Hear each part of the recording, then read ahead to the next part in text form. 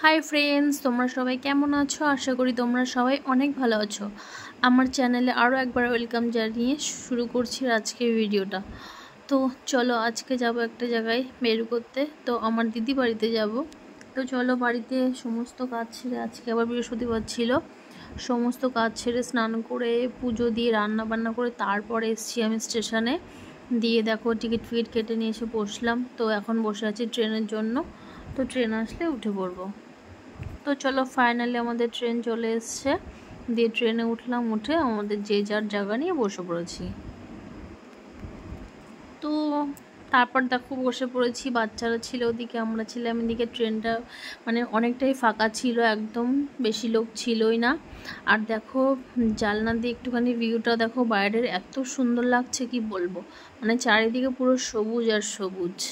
তো চলো, বাচ্চারা ট্রেনের মধ্যে এত দুষ্টুমি করছিল কি বলবো, মানে বায়নার শেষ নেই। আর আমার ছেলে মেয়ে তো যদি আর কাউকে পায় তাহলে যে কি করে। তো চলো, কাকাইপুর চলে এসছে স্টেশনে, দিয়ে নেমেও গেছি। আর আকাশটা দেখো জাস্ট ওয়াও লাগছে। দিয়ে এখন টোটো থেকেও নেমে গেছি। পুরো ভিডিও না করতে পারিনি, কারণ গাড়ি ঘোড়া সবসময় যায়, তো বাচ্চা কাচ্চার হাতটা ধরে নিয়ে যেতে হয়।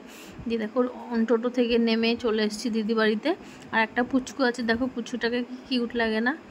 তো চলো, অনেকক্ষণ এসছি, ভিডিও করতে পারিনি। দিয়ে খাওয়া দাওয়া করলাম, রেস্ট নিচ্ছি এখন। দিয়ে তারপর আবার আমরা রেডি হব। দিয়ে আমরা কিন্তু থাকিনি, বিকেলেই আবার বাড়ি চলে এসেছি। দিয়ে চলো, এখন বাড়ি যাওয়ার জন্য রেডি হতে হবে। দিয়ে মা গেছিলো আমাদের সাথে, মাকেও বললাম চলো তাহলে রেডি হয়নি, নইলে 6টা করে ট্রেনটা পাবো না। তো সেটাই হয়েছে, জানো তো, আমরা ট্রেনটাও পাইনি। তারপর আমাদেরকে আবার সেই টোটোটাকে নিয়েই পুরো চলে আসতে হচ্ছে গাগনাপুরে। তো পয়সা অনেক নিয়েছে, কি আর করবো বলো, পুরো মানে স্টেশনেও পৌঁছে গেছি আর ট্রেনটাও বেরিয়ে গেছে, যাও না।